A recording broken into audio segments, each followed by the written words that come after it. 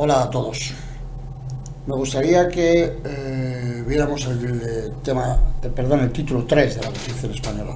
Y digo me gustaría que lo viéramos porque, aunque evidentemente lo habéis visto, lo manejáis y más o menos ya yo creo que lo tenéis claro todos, lo que sí quiero y lo que sí creo es que es bueno que repasemos sobre todo un título en el que hay bastantes cositas sueltas que nos pueden interesar.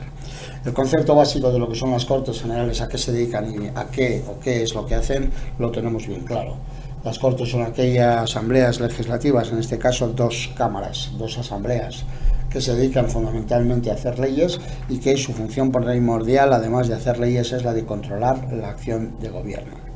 Entre otras cosas porque cuando llega el gobierno a su sitio, cuando el gobierno quiere empezar a funcionar, necesita siempre ser elegido en las Cortes. No lo elige a todo el gobierno, pero sí elige a la cabeza visible de ese gobierno.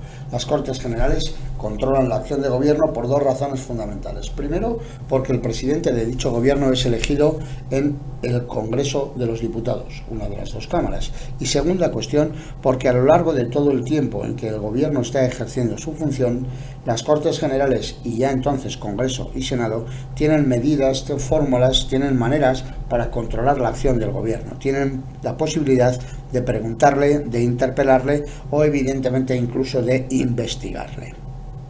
Además, hay un control de la acción de gobierno que todavía de alguna manera es, vamos a llamarle, más exigente, y es que en cualquier caso y en cualquier momento, en esta situación, el Congreso de los Diputados y solo el Congreso tiene la opción de exigirle la responsabilidad política por un asunto concreto, una cuestión general.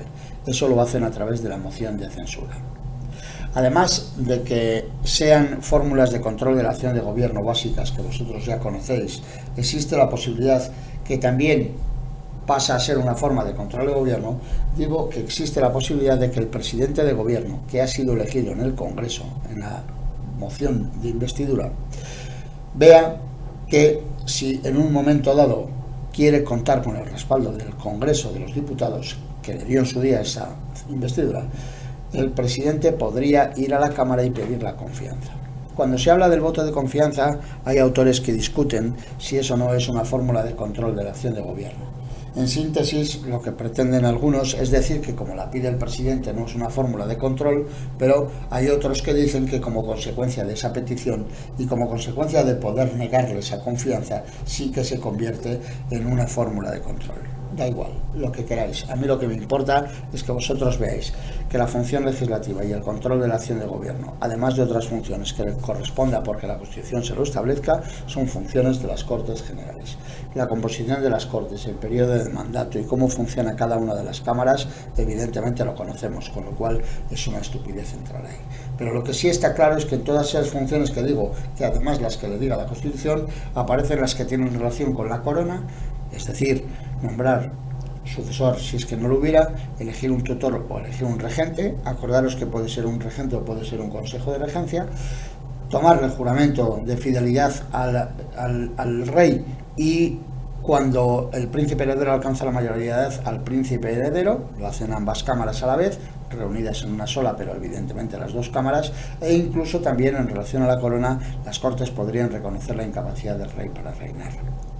En relación a lo que es la potestad legislativa del Estado, todo lo que son leyes las hacen las Cortes. Acordaros que el hacer leyes implica aprobarlas, pero el hacerlas en el amplio sentido de la palabra también habla desde iniciarlas hasta acabarlas, hasta aprobarlas o hasta concluirlas. De tal manera que cuando hablamos de iniciarlas, hablamos entonces de iniciativa legislativa, mientras que cuando hablamos de la potestad hablamos en el sentido literal de la aprobación legislativa, de la aprobación de las leyes. Hay una cuestión también, y es que las Cortes tienen la posibilidad de delegar, o lo que es lo mismo, tienen la potestad de delegación legislativa, y eso, ¿os acordáis? La delegación se efectúa sobre el gobierno en casos en los que las Cortes consideren que lo harán mediante ley y que como consecuencia de dicha delegación el gobierno lo que hará serán decretos legislativos. Más funciones de las Cortes son en relación al Poder Judicial, porque todo lo que es el Consejo General del Poder Judicial, todo lo que es el Tribunal Constitucional e incluso el Fiscal General del Estado, porque también lo tienen que de alguna manera ver, aunque no lo designen, tiene relación con las Cortes. Eligen a los 20 vocales del Consejo, de los cuales 12 tienen que ser jueces y magistrados y 8 abogados y juristas. Eligen a los miembros del Tribunal Constitucional.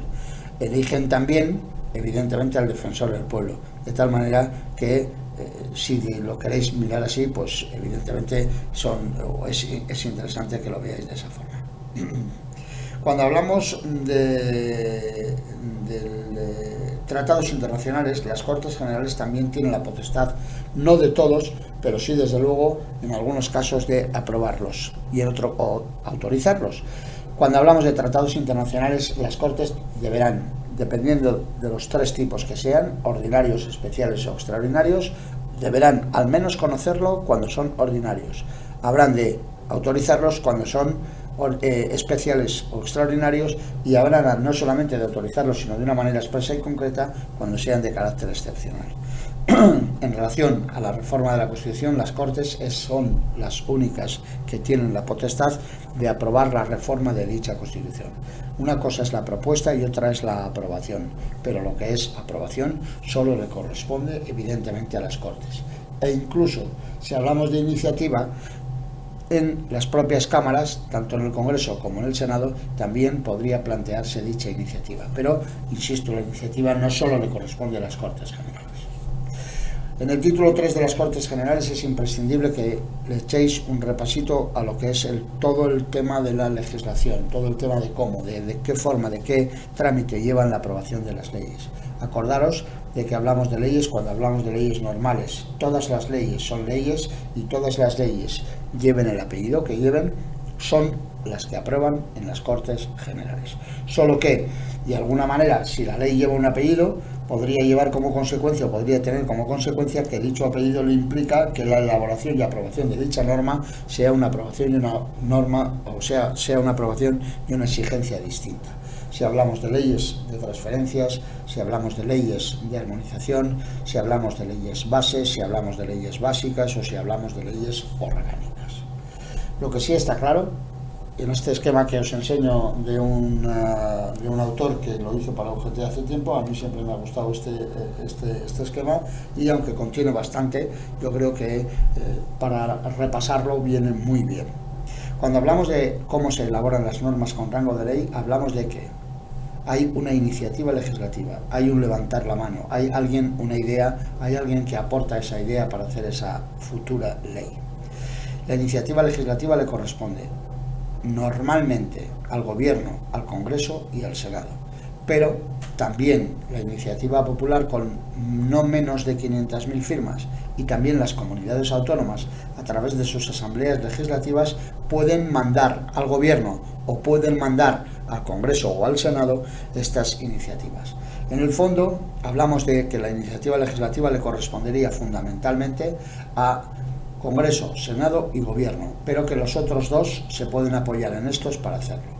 Si se apoyan en el Congreso o en el Senado, se apoyan mandándoles un texto que el Congreso y el Senado tienen que aceptar, mientras que si Iniciativa Popular y comunidades autónomas mandan un texto al Gobierno, el Gobierno puede adoptarlo como suyo y tramitarlo como, evidentemente, si hubiera sido él el autor del tema. Todo lo que hacen Congreso y Senado se denomina proposición. Todo lo que en este aspecto hace el Gobierno se denomina proyecto de ley. Al final, los proyectos y las proposiciones, si os fijáis, tienen evidentemente entrada en el Congreso de Diputados. Las excepciones a la iniciativa popular las tenéis que tener muy controladas. No puede la iniciativa popular tomar parte si hablamos de una materia propia de ley orgánica, es decir, estatutos de autonomía, derechos y deberes fundamentales. No puede la iniciativa popular preparar un texto en materia tributaria.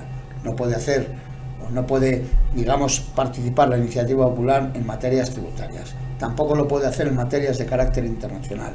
Tampoco lo puede hacer en materia de prerrogativa de gracia y tampoco lo puede hacer ni en la planificación de la actividad económica ni en materia de presupuestos generales del Estado. Pero salvando esas materias, tanto los proyectos que hace el Gobierno como las proposiciones que ya hemos visto quién las hace, pero de las que son responsables el Congreso y el Senado, van a tener un texto cuya entrada tiene lugar en el Congreso de Diputados. Ese texto que tiene lugar en el Congreso de Diputados automáticamente pasa por una especie de filtro en el que lo primero que se hace es presentar a todo el mundo para que, publicado en el Boletín Oficial de las Cortes Generales, la gente que forma parte de ellas pueda plantear cualquier tipo de propuesta para el rechazo del texto. De alguna manera, lo que se pretende es que una vez que se ha presentado en el Congreso, el texto, lo que se hace, de alguna manera, es decir, señores, ¿quieren o no quieren ustedes este texto? O lo que es lo mismo, hay una propuesta para precisamente aprobar. Si se aprueba el texto, continuar con él, y si se rechaza el texto, evidentemente, mandarlo y reenviarlo, devolverlo de alguna manera a quien lo haya mandado. De tal manera que entonces, automáticamente, el Congreso lo que hace es presenta ese texto y la gente lo que hace es presentar una propuesta de enmiendas. Si las propuestas de enmiendas son a la totalidad o son parciales. Si son parciales, no hay problema, porque evidentemente luego discutiremos, pero si son totales y se aprueban, se rechazan.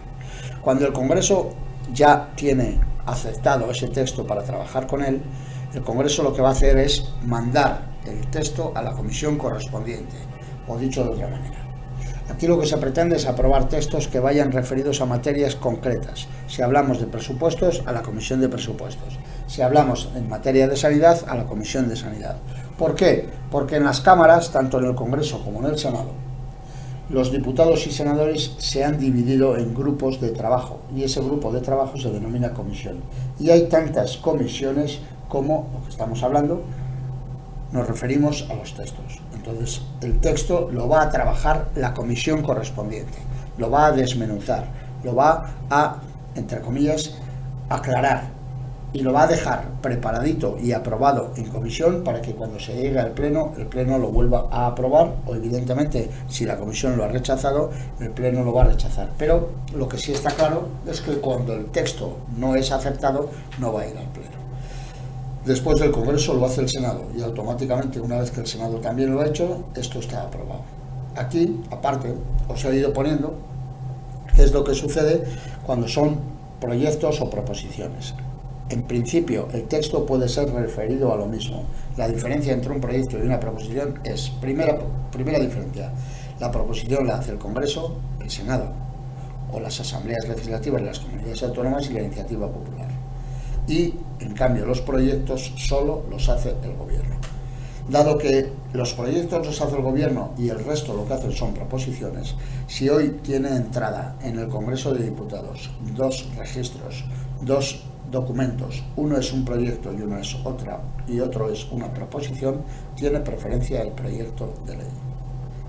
Quede claro. Pero una vez que están dentro y una vez que estamos trabajando con ello, da igual uno que otro. Lo que está claro es que el Congreso, una vez que aprueba el texto en comisión, lo lleva al Pleno, y una vez que el Pleno lo aprueba, el Congreso ya lo ha aprobado, y ese texto lo mandan al Senado. El Senado va a hacer lo mismo, es decir, el Senado va a coger el texto, lo va a mandar a la comisión correspondiente en el Senado, y esa comisión lo va a desmenuzar y estudiar. Dado que la comisión lo estudia, automáticamente, una vez que lo tiene superado el texto y aprobado, lo manda al Pleno. Y si el Pleno del Senado lo aprueba, como es lógico pensar, automáticamente lo mandáis al Rey. El Rey lo sanciona en el plazo de 15 días y la ley queda aprobada. Vamos a entrar en el problema de que el Congreso lo haya aprobado, lo haya mandado al Senado y el Senado no lo apruebe. Aquí hay dos opciones. El Senado podría rechazarlo, sin más. Pero si el Senado lo que hace es vetarlo con V, es decir, si el Senado lo que está diciendo es que no aprueba absolutamente nada de lo que el Congreso sí ha aprobado y le ha mandado, el texto se devuelve al Congreso. Y el Congreso tiene dos opciones: o por mayoría absoluta aprobar el veto y saltarse al Senado, o dejando pasar 2 meses, aprobar el texto por mayoría simple y evidentemente el texto ya no vuelve al Senado. Esto sería por las bravas.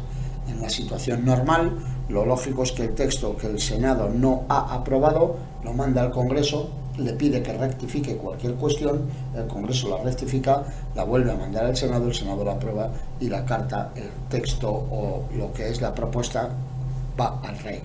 Esa propuesta en su momento va al rey para que sea sancionada y promulgada, y cuando sea sancionada y promulgada será una ley, y esa ley se publicará en el Boletín Oficial del Estado.